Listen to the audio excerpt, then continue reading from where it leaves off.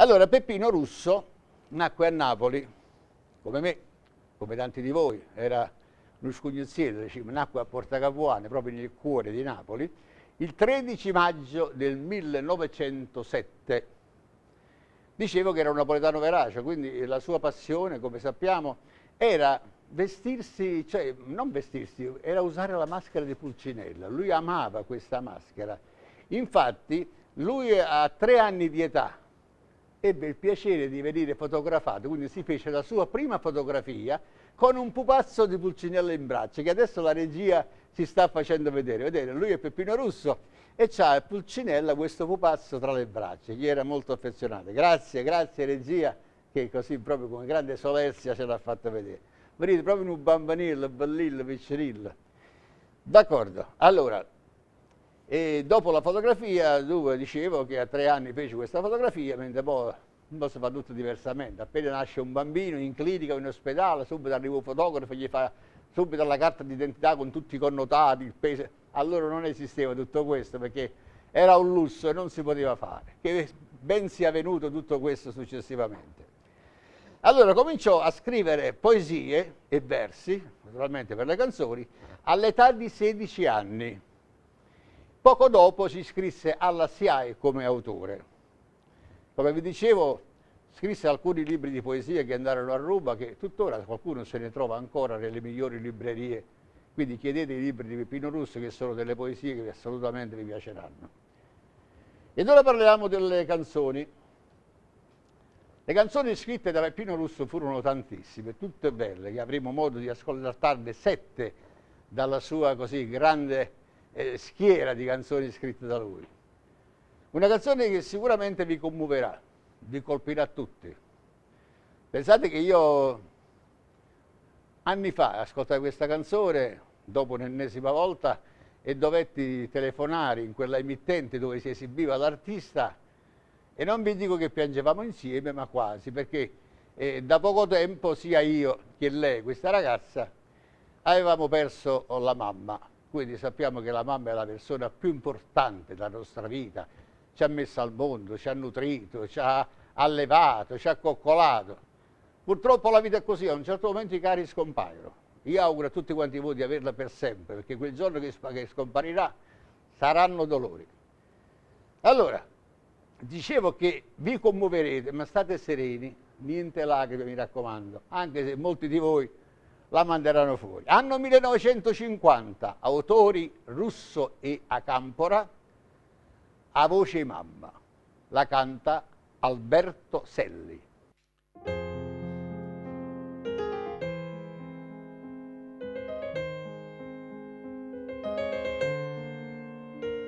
Aşka, Igo, è tornato papà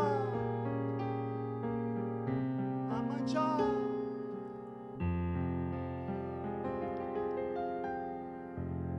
Voce che tutte le sere te ne vai,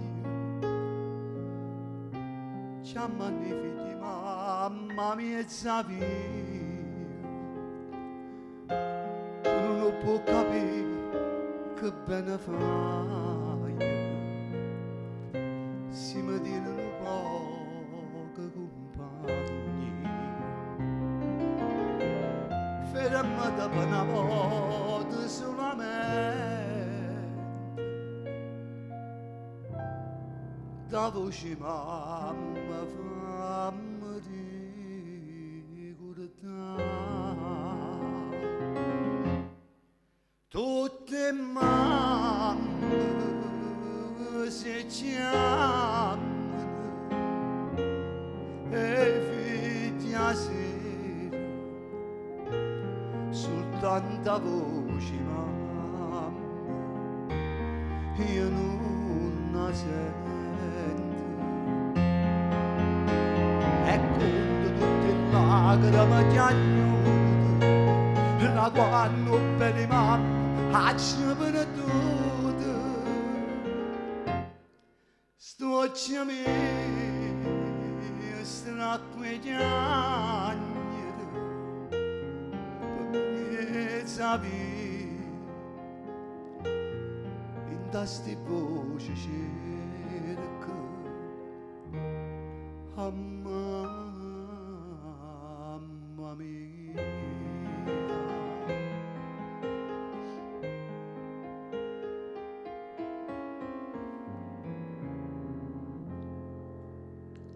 Mamma una volta sola mi chiamai, ti va faccia la malinconia. Poi una giornata in cielo saportai, e io rimanette solo, mezza figlia. Quando sera che sti voce sento, non sa chi stuccia mia, vega mamma. Tutte mamme si chiamano e figlia sera. Soltanto voce mamma io non la sento, e con tutte le lacrime piagnute da quando bene mamma ci ha perduto sto chiamando stracquegliando per mezza via,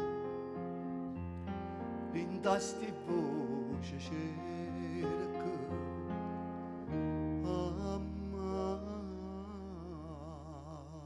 mamma mia.